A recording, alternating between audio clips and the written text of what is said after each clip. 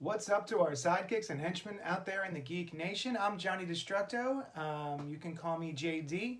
And this is a Wednesday morning Thunder Round video wherein I review a book for 60 seconds. It's a thing that we do on the Spoiler Alert podcast, which is the weekly comic book review show that we do on the Cult Pop Podcast Network.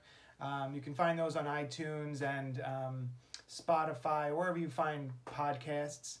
And so, yeah, we would do a Thunder Round. And so, because I own a comic shop, Johnny Destructo's Hero Complex in Manayunk, PA, I have early access to the books. So usually I try to do a review of a book that is coming out later that day. So if you're going out to the comic book stores, which you're probably not because of this coronavirus shutdown, I still thought I would do one anyway. Speaking of the coronavirus shutdown, all of Philadelphia has been told that non-essential businesses need to close. So what we're doing at my shop, what I'm doing at my shop, which is basically my second home a block away, is I'm doing curbside pickup. So people are PayPaling me and then just driving by, and I whip the books at them as they speed by. Or some other people are choosing to do mail outs. I'm perfectly happy doing mail outs to people so that people still get their books. Some other customers are just buying gift cards in advance. They're paying me now in order to use those gift cards when they come in and things settle down a little bit. So everyone's doing what they can. We're all trying to just get along the best we can with what's happening. And I myself have been feeling a lot of anxiety about it. I know a lot of people are able to stay home and continue receiving a paycheck, which is great. I know a lot of people aren't able to do that. They're not getting paid, and so they're even more anxious than I am. I've been doing some meditations to try and help calm myself down. What are you guys doing to keep calm? Are you freaking out a little bit? I'm not running around pulling my hair out, but it does keep me up a little bit at night. It wakes me up early, and I feel pretty concerned with how things are going with my friends and family, how my moms are going to do in this time, and sort of how the country and the world are going to get out of this, and just how it's going to proceed. I'm not going to talk, when I'm continue to do these videos, I'm not going to talk too much about that stuff because you're probably here to not talk about that stuff, but it's just, thought I should mention it because it's been weighing on me a little bit. That, however, should not take away from the fun that is Spider-Woman #1 from Marvel Comics, and Karla Pacheco is the writer, and Perez is the artist. I'm not sure if I'm saying that correctly. Perez and Karla Pacheco. Is that? There he goes. Awesome. So this is a brand new #1. I have never been a huge Spider-Woman fan. I have nothing against the character. I think ever since I was a small child, I was confused by her costume, because Spider-Man at least has a big spider on it. And then her costume does not have any spider elements that I can see. It's a great looking costume. I love the yellow and the black and the red. And you do get the web pits, which I always loved growing up. Whenever Spider-Man, someone would draw him with the webs under his arms. I thought that was pretty cool. When they finally gave those a use, and so that he was able to glide through the air, made it even better. So it's a stupid element, but I do love those web pits. I don't know why. But yeah, she always sort of confused me as a character. And I never really got on board. I know Brian Michael Bendis had done a series with her over 10 years ago, and that was fine. It didn't really blow me out of my socks. But they're going to try it again. Here she is. She's got a brand new costume, which at least has webs on it, I guess.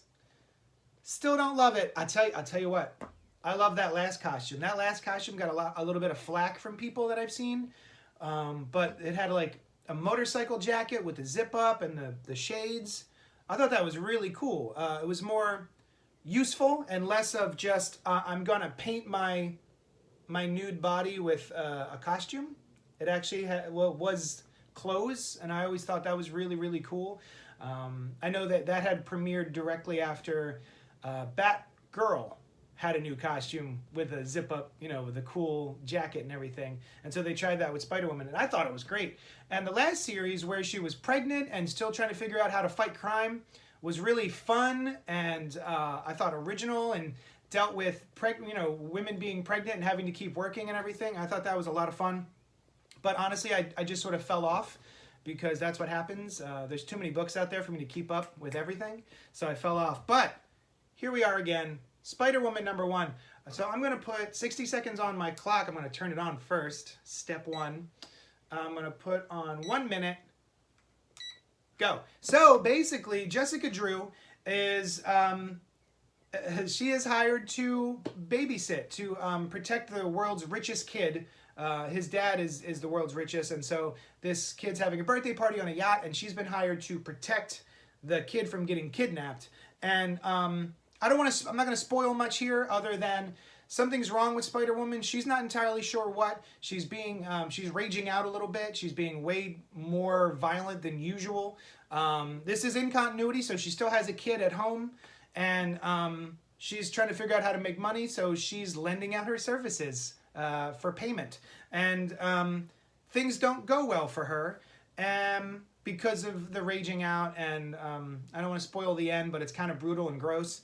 And then there's a backup story which goes a little bit further into the costume change and everything, drawn by Greg Land. So this is a lot of fun. So, shut up. Yeah, I thought this was fun. It didn't, again, blow me out of my socks. I don't know if that's a phrase, but my socks are still on. And I think if you like Spider-Woman, if you're interested in trying a Spider-Woman book, a new #1, this is a great jumping on point, obviously. It's worth picking up if you're looking for something new to try.